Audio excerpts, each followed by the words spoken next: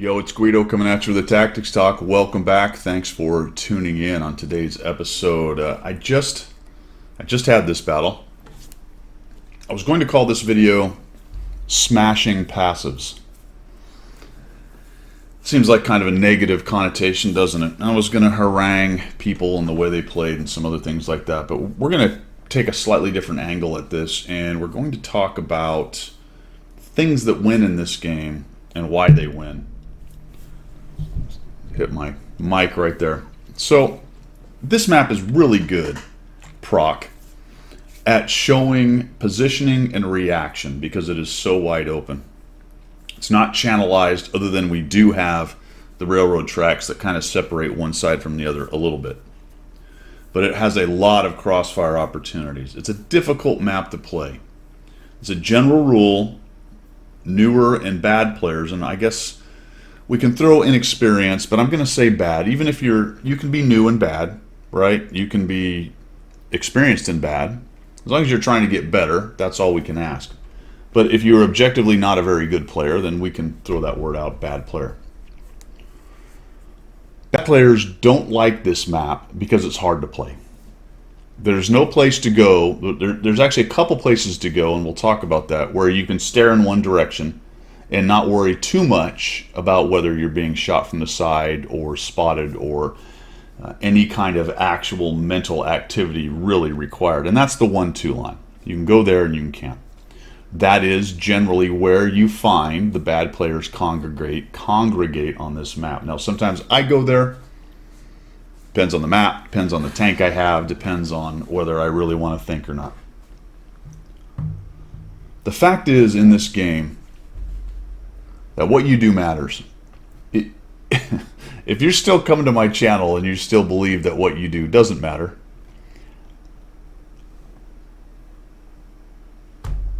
I don't even know what to say. I don't even, you know what I mean? Maybe you just like to hear stuff you don't believe in. I can't figure that one out. Hopefully everybody who has come to this channel is trying to learn a little bit about this game, how to get better, and realizes that in fact what you do in the game matters. I can already see some of the responses. It's 1v29. It's a pub match. Nothing matters. It's random. It's rigged. Oh my goodness gracious!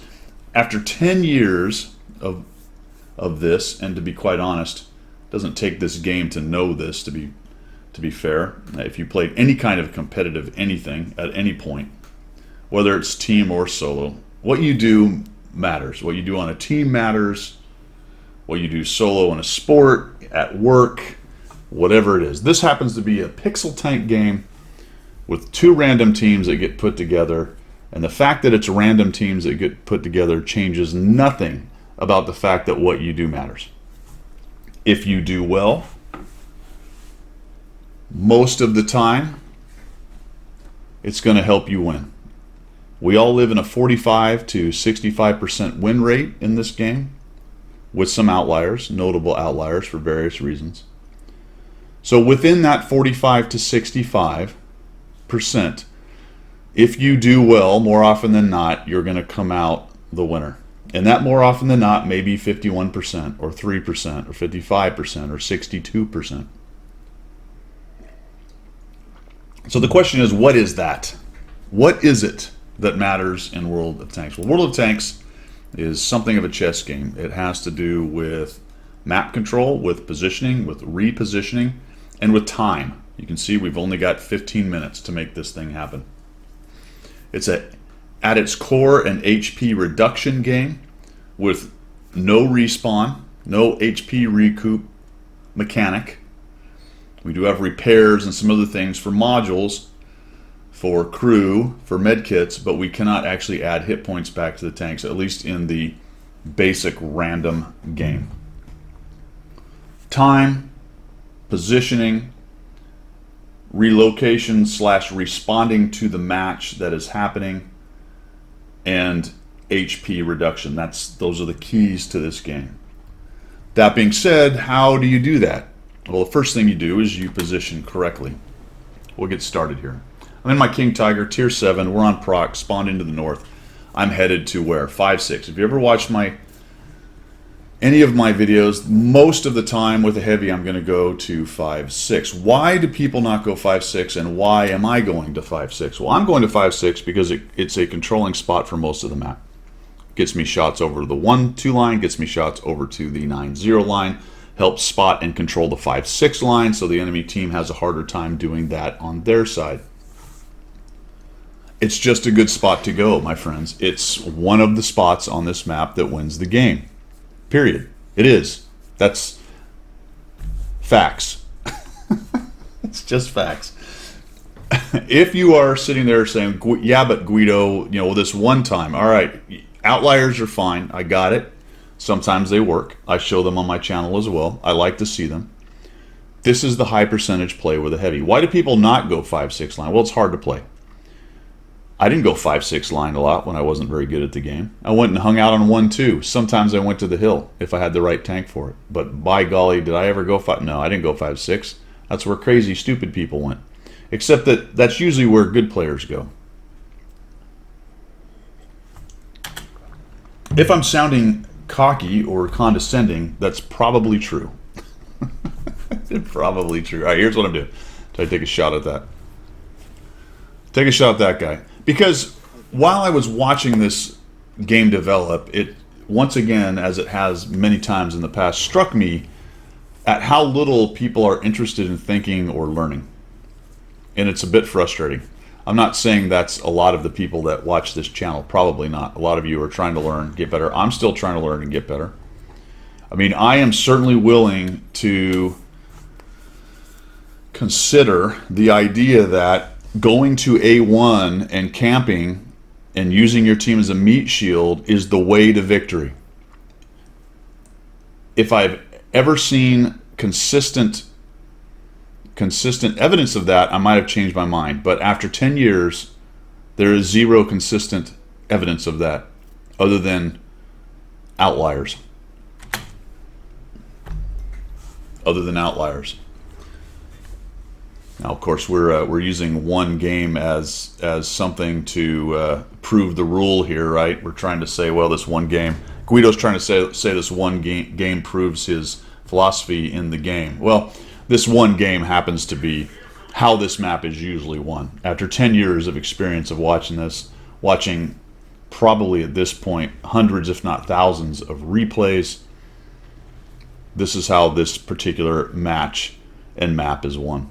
So we have a scrum with light tanks in the middle, and we come out of that ahead, killing off 2 of theirs and only losing 1 of ours, which was fantastic. This goes a long way towards us winning this game. It is extremely important on this map to have scouts. You got to have scouts. And if you get out scouted on this map, it can be a very, very long day.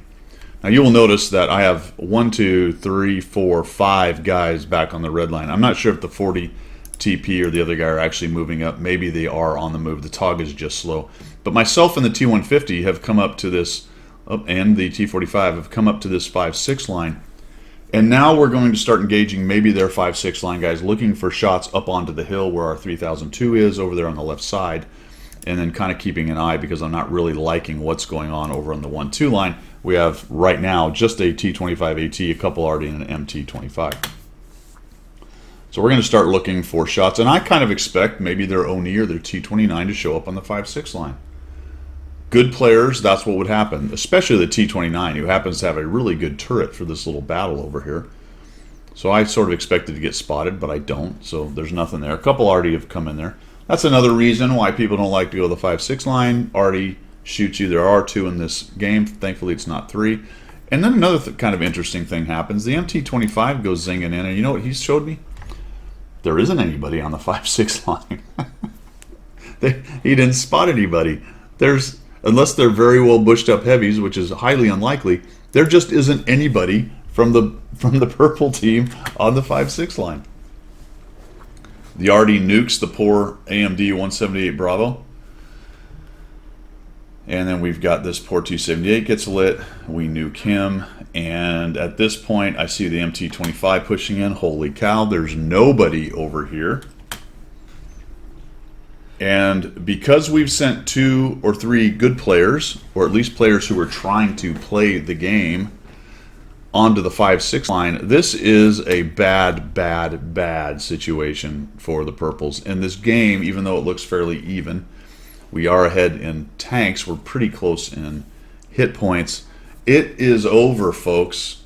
There could be a miracle comeback. It is possible. It is highly improbable that the enemy team comes back from this. The only thing that's saving them for the moment is, for whatever reason, a good portion of our tanks are over on the east side, which they're moving on up to the east side. I don't even know what's going on back there. The P-43 BIS is probably my favorite. I love that position back on the island. A medium sitting back there is highly useful. All right. This is just shenanigans from here on out. Shenanigans. There are, well, a good number. There's 4 of them dead. Now 5 of them. There are 10 players other than the arties. Let's call it 9 players. Let's call it 8 players because one of them is actually over on the back side of the hill. There are 7 or 8 players that chose at the very beginning of this match, whether by hook or crook, either by omission or commission. Maybe they don't know. Maybe they know fully well. I don't know what their reasons were for going back into J2 area and sit. But those 7 or 8 players that are all back in that corner have made the conscious choice, okay, whether they know or not at this point, to lose this game. And they did that at the countdown when they started moving. Especially, and we can lay blame. I know people don't like laying blame these days. I know it upsets people. It makes them very grumpy when you lay some blame on them because you know it's not their fault ever. But in fact, especially this T-29 and this Oni, they are woefully out of position. Now there is a heavy over there, and I'm assuming that might actually be the Oni. No, the Oni's moving up the middle. We'll find him in just a minute. It's one of the tier 6 heavies over there. The M6, there it is. So he just died. And now I am pushing forward. I haven't talked a whole lot about what I did since we talked about the 5-6, but once I realized the MT went through and there was nothing over there and we basically won that side of the map, I'm moving up into the middle here on 5-6, knowing that we're going to get shots across here. And now I'm going to take my heavy tank and we're just going to trundle across this open space, which is insane. Just about spilled coffee on me. But you play the match you got, and this was nice. Now I did get spotted in here, so instead of just coming right up and over, I'm going to I'm going to kind of do this and disappear for a second, because that's part of not letting them back into the game. I could have just driven up and over and probably take a bunch of aggro. I want to try to go dark before I come up and over because I know I'm going to get seen right about here.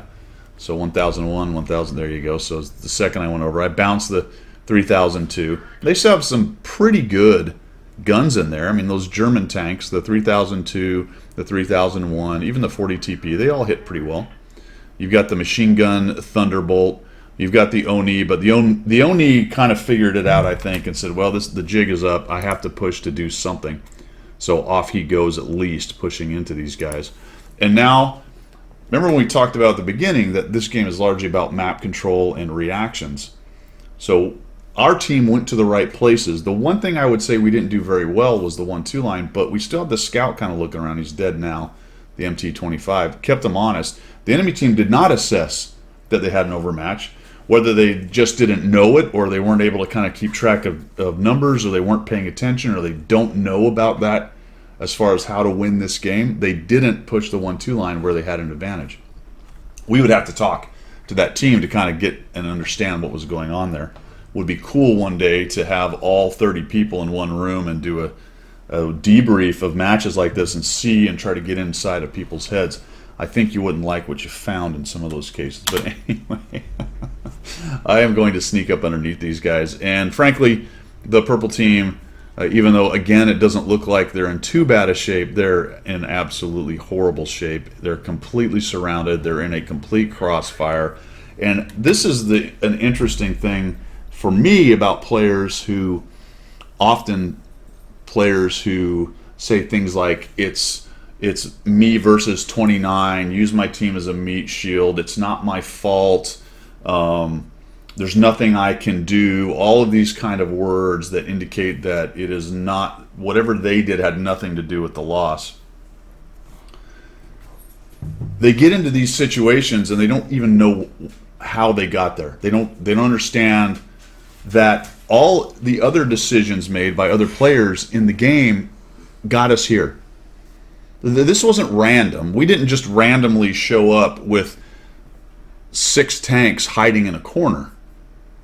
The human beings behind the keyboard had to make that stupid decision to begin with. And I hate to say that maybe your decision was stupid, but I make stupid decisions all the time.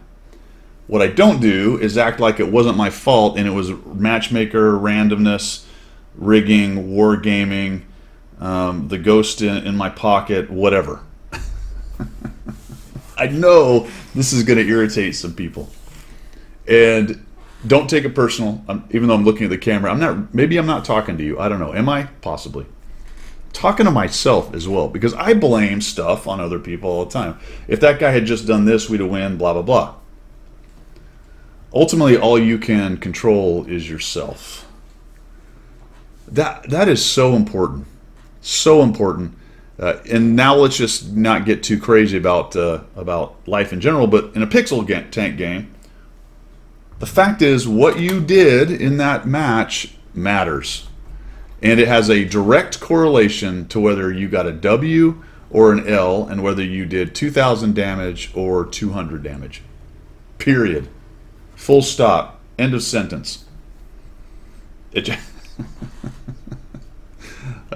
is probably going to irritate people. And I'm looking forward to I'm really looking forward to the comments on this, to be honest. All right, so the 40 TP is thumping me. Problem with this great big billboard side turret is I'm trying to get the turret pointing in directions, but of course that, because it's a multi-axis threat, guys are shooting me in the side of the turret, as they should do when presented with an easy shot. So we finally find this guy who's been bothering me for a while. I get him tracked. He's kind of sitting there. The 3002 sacrificed himself. I'm looking for a track and damage right there, and I'm pretty sure he is still there, and we get the kill on the 40 TP. Okay, let's break down that little sequence in the context of everything else I just talked about. I killed him because of the way I went after it. Shot him for a tracking shot, put the second shot, tracking shot, third shot directly where he was, assuming that he'd probably be tracked. Now, if I didn't kill him, fine, he fixed it or was able to move, but I made that a higher percentage play by the way I did that. There was no randomness necessarily involved there, other than maybe the dispersion and the damage, but I knew 3 shots would take this guy out. Right? Decisions I made led directly to success in the game.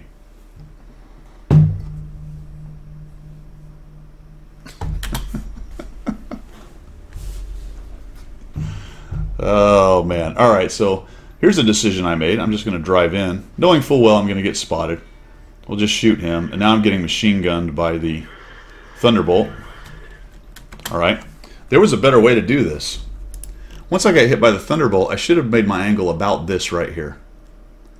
And maybe I start bouncing both those guys, but I don't. I just go straight at them, and the Thunderbolt reloads, and down I go. So a decision I made, all right, a decision I made caused me to explode. It wasn't random chance. It wasn't my team being crappy. It wasn't matchmaker. It wasn't RNG. It wasn't some guy in the basement at Wargaming checking off the Screw Guido rigging checkmark daily checklist. I made a bad decision. In the heat of the moment, I wasn't really paying attention to where the Thunderbolt was hitting me from, even though I had some pretty good indicators right there. In the replay, I could see that, and then I can debrief myself and go, okay, if I see a similar situation in the future, and I have the SA that those two directions are where they're coming from, I could have maybe, I'm not saying it's 100%, maybe put a better angle on the Thunderbolt and potentially get one more shot out of it. But the fact is, a decision I made had a direct impact on my performance in the game. Period. I know I'm on a bit of a rant here, but I think it's a positive rant because I'm trying to help people understand something here. It gets so old on the forums. Granted, that's a small slice of the humanity that plays this game. But let's just say anywhere, really, whether it's Reddit or the forums or in the comments or what, it gets so old listening to people babble about how it's not their fault.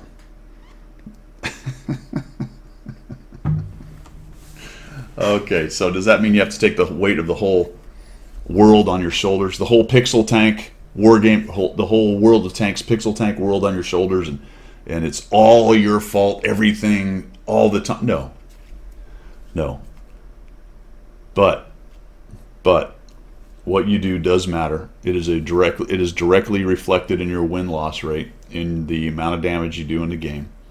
And it's all the decisions, really. It goes all the way back to the garage. If you choose to drive a not elite tank, all right, you've got a stock tank, then that's a decision that's going to affect your performance. If you choose to play a tank you're not good at, say you're not good at light tanks, but you want to learn, you choose to play the light tank and you do poorly, that's a choice that you have made. There may be a good reason for it, and there's always learning that can be involved in all this, and ultimately that's the best part of it, is sometimes we choose to go outside of our comfort zones, but we can't get mad when things don't go as well as they do when we're in our comfort zones. Choices, all the choices you make, every choice you make, once you start the game, all the places you go, how you react, what you do, what you shoot at, how much SA you can gather, all of that stuff. And then you have to roll with the RNG and the dispersion and all the other things that are thrown in top. And the guy down in the basement in Wargaming who's checking you off the screw that guy daily checklist. You know, because when you start winning too much, then the algorithm is like, that guy he's doing too good. I'm gonna have to get that guy because that seems like something we should code into a game with a lot of RNG. We would need to have something in there to keep down the good players.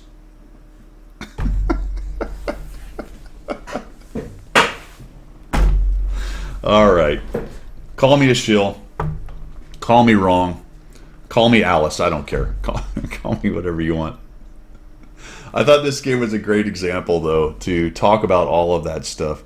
Because in the context of one match in World of Tanks, this map and this match really illustrated one team that did the right things and one team that did not do the right things. Period. It is as clear as day on this particular map.